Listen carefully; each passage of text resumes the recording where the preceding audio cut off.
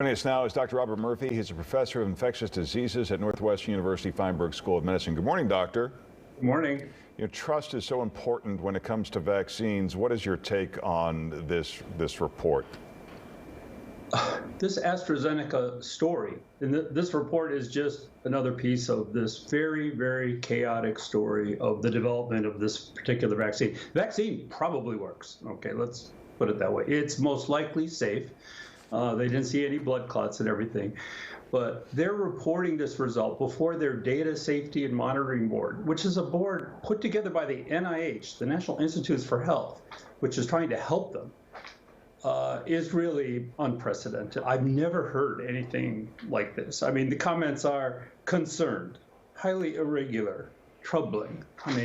Heads should roll. This is a management problem. It's an operations problem. They've had it from the beginning.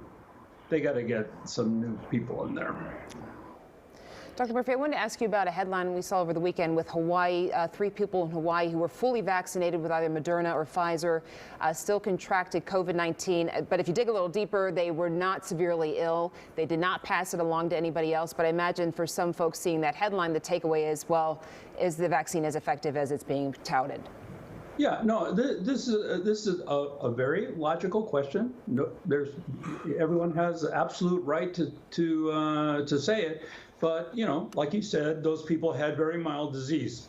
So that's good for them. However, remember, the vaccines are not 100%. We've given out millions of vaccines. From the beginning, we said 90 to 95% effective in preventing new symptomatic disease. So there's going to be 5% or so of people that don't respond. So, this is just, when you get into the millions, there's going to be a few people that go through. It's very good that they didn't get sick. The other little caveat there is if they picked up a variant. I know some of them had traveled to the mainland, and that would mean something very different. But remember, they're not 100%. They're not perfect. We still have to be careful. All right, let's get to viewer questions. How effective are the Pfizer and Moderna vaccines against the UK variant? I live in Porter County, Indiana, where 6 cases have been found. Yeah, they work actually pretty well against the UK variant in the laboratory, and the vaccines appear to be working in the UK, which is basically only the variant at this particular time. So for that particular variant, I think we're okay. Next question. I read an estimated 25% of the population refused to get the vaccine. If we need at least 80% to reach herd immunity, how will we get there? We won't. I mean, this is the whole problem. If we don't get over this vaccine hesitancy problem in a pandemic as contagious as this one, we'll never reach herd immunity. This thing will just continue smoldering around and spreading basically at a lower level, but it won't go away. We'll have no chance of eradicating this disease. All right, next question. My friend's dad is 80 and used to get a flu vaccine, but a few years ago he suffered from side effects and it lasted for 2 months. He'd like to get a COVID vaccine, but is afraid of side effects. What do you recommend? Well, this is a very practical question.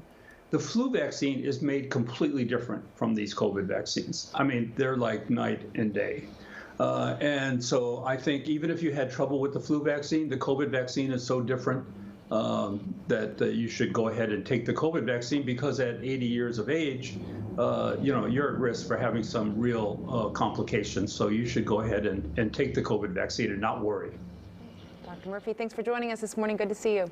Thanks, doctor. Good to see you. Have a good day. You too. If you have a question for Dr. Murphy, head to our Morning News Facebook page and post it there. We'll talk to him again tomorrow. Hey, Paul.